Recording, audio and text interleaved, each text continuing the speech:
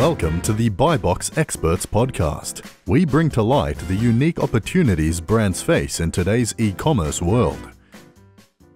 A couple months ago, we did a special series of podcast episodes featuring FBA aggregators, investors, brokers, bankers, and some sellers that had recently sold their businesses to these investors. It was one of the most successful podcast series we've ever done at BuyBox Experts. And now we're adding a new sequence.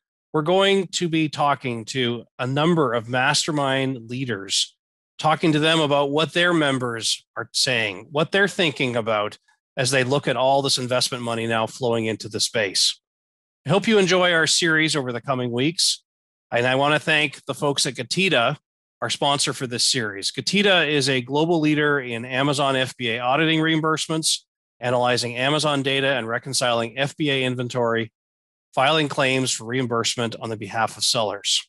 Check out getita.com to learn more. Enjoy our series. Hi, I'm James Thompson, one of the hosts of the BuyBox Experts podcast. I'm a partner with BuyBox Experts and the former business head of the Selling on Amazon team at Amazon, as well as the first account manager for the Fulfillment by Amazon program. I'm the co-author of a couple of books on Amazon, including the recent book, Controlling Your Brand in the Age of Amazon. Today's episode is brought to you by BuyBox Experts. BuyBox Experts takes ambitious brands and makes them unbeatable. When you hire BuyBox Experts, you receive the strategy optimization and marketing performance to succeed on Amazon. We also support investors with due diligence services. Go to buyboxexperts.com to learn more. Before I introduce our guest today, I want to send a big shout out to the team at Cooperative, a global leader in Amazon FBA auditing and reimbursements. Cooperative analyzes your Amazon data, reconciles your FBA inventory, and files claims for reimbursements on your behalf so you can put money back into your pockets while focusing on investing in more inventory and growing your business. To learn more, go to getita.com. Today's guest on our podcast is Melissa Simonson, the General Manager of Empowery, the first co-op focused on e-commerce. This cooperative is a partnership between business owners where each member's success contributes to the power of the co-op. Empowery supports two groups of brand owners, those doing sales less than $1 million a year, and those looking to scale from $1 million and up. Melissa, welcome and thank you for joining us today on the BuyBox Experts podcast. I'm so happy to be here. Thank you so much for having me, James. Melissa, let me start by asking you, you run a cooperative of private label sellers that are leveraging the Amazon channel. Tell me more about your group and what differentiates your group from other Amazon seller masterminds. That's such a good question. And actually, we had this question pop up fairly often. And what we did in response to that, after a couple years of us being kind of an organization that doesn't really fit any of the other boxes that people are used to, we decided we would reduce our pricing. So that people, instead of thinking of us as masterminds, we want you to think of us as the place where all e-commerce sellers come together so that we all share a louder voice, we all have more leverage, and we all have somewhere to go when we need help. So everyone who's already in a mastermind should still be part of Empowery, and that's how we look at it. When I was at Amazon and I was dealing with sellers day to day, there were an awful lot of sellers who were on islands all by themselves trying to figure out, where do I go for content? Where do I go for expertise for people who have been down this path? Yeah. It sounds like the collective knowledge of your organization helps people to make better decisions so they don't step in the same puddles that everybody else before them stepped in. 100%. I mean, there's a lot to be said for many masterminds in that area, but one of the really differentiating factors for Empowery is that we're a nonprofit. It's very little cost to get started. And we have a membership type, as you mentioned before, that we service two types of members. One, before the $1 million or more per year in revenue mark. That's a lifetime membership. It's very cheap and you don't pay monthly fees. So if you want to be part of the co-op, you're just in and you always have access to us. And the point of that is to make sure that we are there, that we are the lighthouse, right, in the reviews of entrepreneurship so that people know where to turn when they have questions. Okay, so last year and a half, obviously COVID created major chaos for an awful lot of folks. But at the same time, you've got all these new investors jumping in. FBA private label businesses, they are a hot commodity.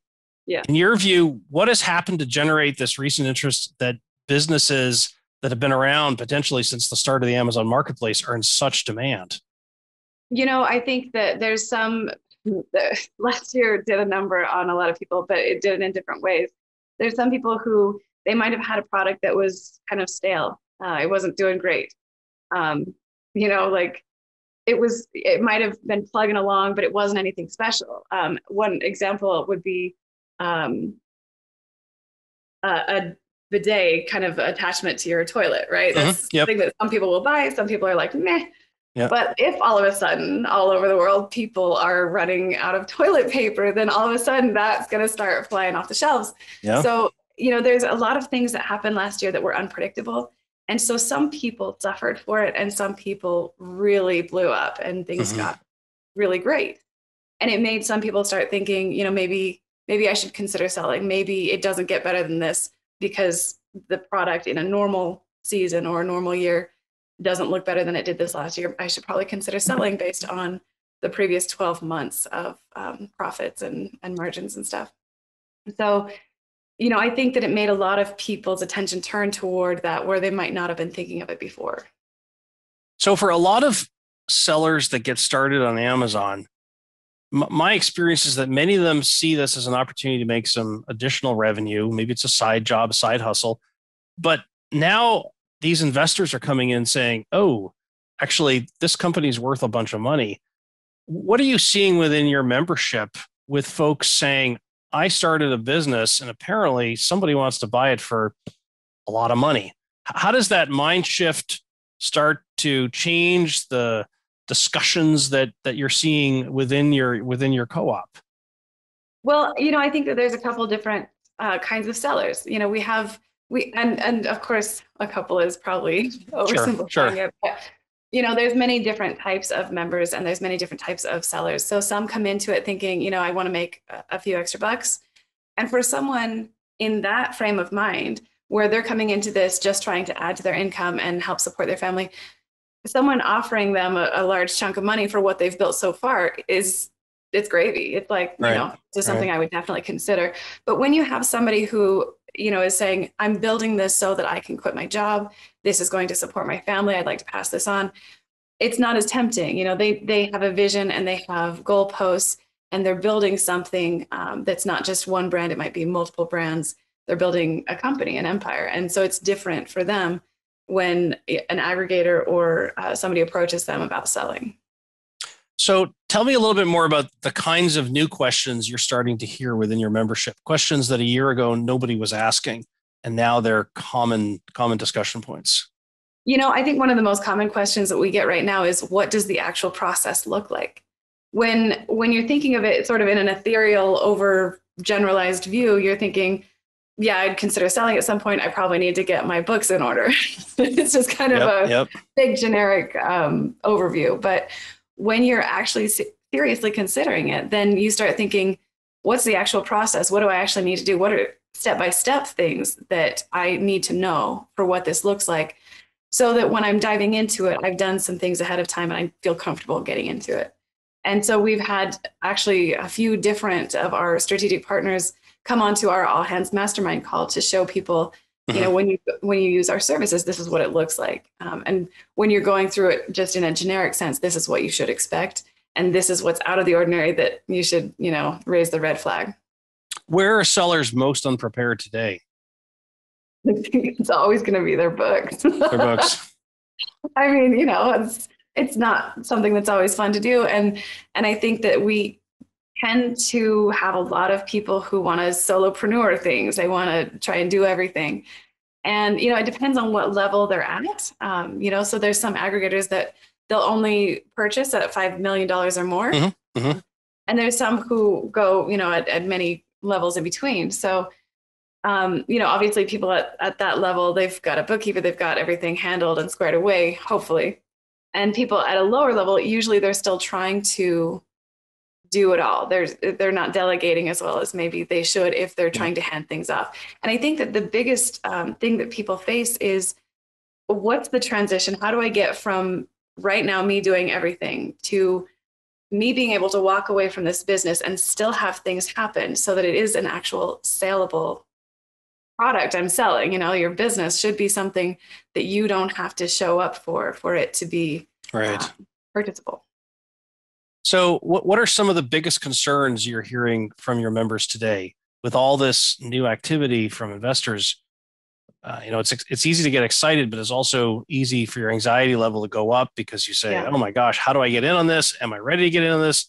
Am I the right kind of company to get in on this? Right. To take me through some of those types of discussions you're seeing. Those are actually really good ones that you just brought up. I think timing is probably the biggest concern people have. They want to know, is it smart for me to sell right now?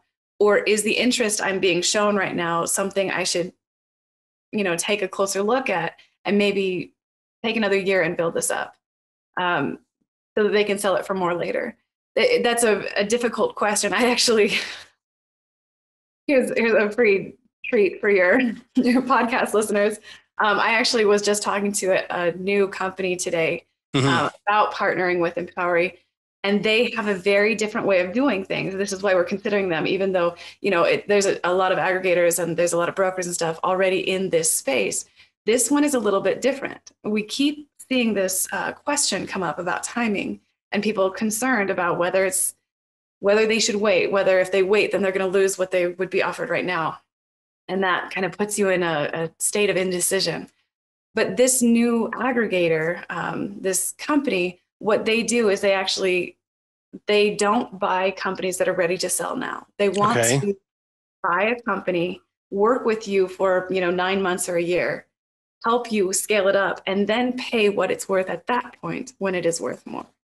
So it's a very different way of looking at selling your business so that it takes that unease away, and so that you don't have to worry, like, if I sell now, am I losing something? If I sell later, am I losing what I'm getting now? It takes all of that away, and I think it's a really brilliant way of putting the seller first. One of the questions that I've been asked repeatedly by some of these private label sellers is this question around how long does this gold rush last? Is it a gold rush, or is it the sort of thing that this is the new norm, that there are investors that are interested in private label brands? What are your thoughts around helping brands to think through, do they need to get in now and get their business sold, or do you see there being a window that continues to be open for a while? I mean, I think if you have a business that's worth buying, there's always going to be someone who will be willing to buy it. Right. I do think that right now there is kind of a sense, an energy even in this space about buying and selling. And part of that is because there are many new companies coming into it. And so if you take, your own, the sellers and the products and all of that out of it, and you think only of the aggregators and them competing with each other, then in that situation, you've got, people who are trying to develop a reputation, a name for themselves, and they're willing to do things now that later they may not do. Yes. So there is something to be said for that being a factor in timing. But really, that shouldn't be a deciding factor for selling now. It really should be more about your business and less about, maybe an unpredictable, ethereal something that you hope that you're right about, that you're guessing from that perspective. I've done due diligence for a number of these investors, and I get to see these companies as they're being evaluated. And one of the things that I find, quite frankly, a little bit amusing looking at these materials is these companies will say, here's all the growth opportunities in our business. If only we had more time and money, we'd go do X, Y, and Z. And, some of these things are logical, a little far-fetched in some situations, but I'm curious from your perspective, for companies that are under $1 million, love your thoughts on how many of them are realistically in a position that they can sell versus the ones that are 1 million plus. And if they're actually in a position that they can sell, what are you telling them they should be doing in the next 3 to 6 months around growth engine? What can they do to actually grow their business so that when they open their books to an outsider, that outsider says, ooh, I see something exciting here. I see growth, growth, growth. Yeah. So there's a few of these kinds of things. This is a really good question. It's really tough for people under $1 million a year to find a buyer. That's, that's sort of the crossing point for a lot of these aggregators, especially. And it's tough. I have a member in mind that we're working with right now to introduce them to everyone in our network. It's really tough for them to find someone who can take their business at the level it's at right now. It's a great business. It's making good money, but it's just not, that business. It's not the $1 million or $5 million a year business. So the thing that I think is best is if they're in a position to take a moment and grow the company. We have a company that we're partnered with called Escala, and they are really excellent about helping you look at like the organizational chart of your business. How are things run? What are the systems and processes that you use? How can you use those to delegate, have a few team members now help you scale that, and actually run it as a company, a corporation, rather than, again, solopreneur trying to just make things work and then sell it like that. It's a better way to put yourself in a position where someone says, yeah, I can step into this and still make money at it. So let's talk through a number of issues that I've come across where there are likely evolutions in the way that brand owners are thinking about their business. First and foremost, putting operating procedures on paper. How are you seeing companies now saying, if I'm eventually going to sell this business, how do I identify what procedures need to be documented? How do I need to streamline and standardize these procedures? Take me through what's going on within your membership. Yeah, it's not that common of a question, really. That's, I think, what the question should be. So that's something that I and, at Empowery, we're trying to help people look toward and push so that they are getting to the point where their business, again, is an organization and there's established systems and processes rather than, they're, putting out fires. As entrepreneurs, we really like to put out fires. It makes us feel good. Like we're the only ones that can handle this, but that's not a great thing when you're trying to sell. So, again, I think in that situation, there's a lot of different, CRMs or organizational softwares and stuff like that you can use to get yourself, organized and put SOPs down on paper. We use Parsimony. We're partnered with them. And it's really great. It's specifically for Amazon sellers. So Amazon sellers, product-based businesses, it scrapes reviews. It helps you keep your finances in order. And it also has like an SOP system. So that's a really good way to make sure that you are not only tracking your SOPs and you're handing something, an established customer base and stuff like that over to someone who's buying your business, but you also have the ability, if you want to scale it, to take your new team members through it as systems and processes training that's already in your system and stuff like that. So let's talk about, you mentioned earlier getting your books in order. Okay, I now have an accountant. My accountant gives me monthly numbers. I can see where costs are coming from. What other common misperceptions or common mistakes are you seeing where the financial metrics need to be improved and the entrepreneurs don't realize they're creating a valuation problem for themselves because they're not managing specific parts of the P&L? Well, I'm not sure. I'm not sure if I can answer that one in particular. I don't get into like super nitty gritty with valuations and stuff. But what I can say is I think that people often miss opportunities to increase their profit margin. So, things like Getita, right? You mentioned Getita as one of your things. We're also partnered with Getita. It's a great way to see if you can recover some money that adds to your profit margin when you're going in for evaluations and stuff like that. There's a few different things that you can do to reduce fees, reduce expenses, and increase your profit margin so that you get the most when you're going to sell. Talk to me about how you help members think through this process of building the business from the ground up. Maybe this is your 0 to 1 million sellers, but the process of building a business when you're thinking about an exit is very different than building a business so that you can, quit your day job. How does that conversation, how is it shifting now that there may actually be a bunch of pots of gold at the end of the rainbow? Right. Well, so that's tricky. We don't often have people that come to us and say, listen, we started this business and we weren't thinking ahead. But I think what you're getting at is when you start your business, you really should know where you're going from here. And some people have a really firm idea of, I'm starting this business because I want to be able to quit my job. I want, freedom and flexibility in my schedule. I want to be with my family more. Some people, again, it's a side hustle and it sort of evolves over time. And some people just have not decided. One thing I think is really important in this, I'm sorry, we're going to get some extra voices in the background here. That's okay. That's okay. But one thing I think that's really important for people to know is if you have not sat down and discovered your why, and you think you're at the point of selling, this is a big problem because you might not know your level of involvement that you want to have after the sale. So you might not even know as you're going into a sale, if you want to continue working with the company for 6 months, 9 months, or if you want to just like, hey, I'm walking away, I'm done. Right. Wash my hands of this whole thing. If you haven't thought long and hard about that and you're not firm on where you stand on that, you might find yourself at the point of selling, and then both you and the person purchasing the business are confused about your role. And that's really, that's something that I think is kind of common, actually. I don't think a lot of people sit down and discover their why.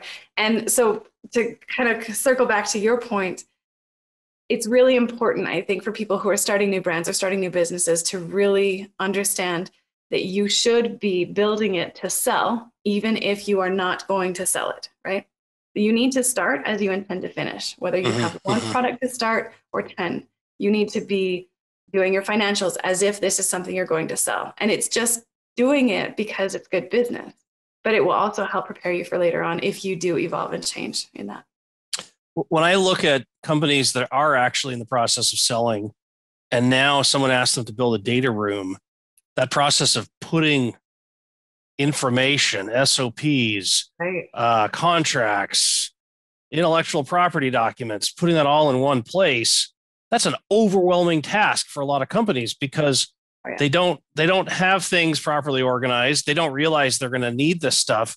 And now it's a sprint to get all this stuff organized and into one place because the clock is ticking and you've got 30 days, 60 days before due diligence is done.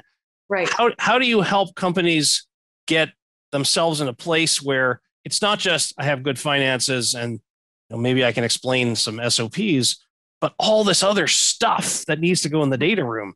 What's your perspective there? Yeah, I mean, I think people need to be realistic with themselves. Most people who are approaching us, they want to sell within the next 6 months to a year. So we can give them a lot of good pointers with that kind of time frame. Yep. Whereas, if you're like, okay, I'm done, I want to sell right now, and you haven't done a lot of work, it's just not realistic. And the thing is, you shouldn't just be thinking about the fact that someone might ask you to do these things and it might be stressful to try and get it done within a short time frame. You should also be thinking you might lose the opportunity for a great buyer because they might see that that's not already done. They might not give you that on a task list. So it's really something that if you're considering selling, you need to get organized. You need to have things in a centralized location so that it is something, imagine if you hired someone to take over your role and they needed to know everything that you know. What would that look like? Yeah. And you need to have all of that available so they could step into it and do your job without you saying a word to them. That means SOPs, everything that's in your head, you've got to get on paper. And that's a lot of work. And it's stuff, if you are a year out or something like that, it makes it much easier because you can write down these SOPs, these processes as you're doing them. Today I'm going to go in and I'm going to respond to customer, reviews, or I'm going to do customer feedback. Here's my process for doing that. Right. And you write that down. For us, we pop it into Parsimony so that the SOP stays up on the screen, no matter who's in it. Yep. And that makes it really quite a different tale. It looks quite a bit different to a buyer. So let's shift gears here. I want to get your perspective on for many of these companies as they prepare for an eventual sale. There's inevitably this question of, do I go get a broker? Do I try to handle it myself? Or what happens if I get a call out of the blue one day from an investor who says, I've been looking at your business, what I can see externally, I'm interested in buying it. How do you think about these different types of options and how do you help your members to think through what might be in their best interest? Yeah. I mean, I think it's definitely on an individual basis. So thinking it through, really, that's what you have to do. You have to sit down and think, what's in your best interest. And a lot of that, you need to have multiple opinions. You need to have more than one company that you're talking to so that you can compare what you're getting, what you're giving. When people are trying to decide between a broker or an aggregator, Yep. I think it can be hard to decide. Sometimes it is based on the revenue. Sometimes there's depending on the aggregators and the brokers, there could be more aggregators who are willing to buy Amazon-centric businesses than brokers. That's changing, so that might not be true a year from now, right? But what we try and do at Empowery is we connect people who are interested in selling with our brokerage firms and our aggregators so that they can talk to each of them, and each of them are going to ask them questions to find out, if they would qualify to work together, if it would be a good fit. And those questions sometimes are telling in the things that you need to prepare for. So the sooner you contact somebody like that, even if you're just thinking, I wonder if I should prepare to sell at some point, you should know those questions that they're going to ask you so that you have an idea of what you should be preparing in advance.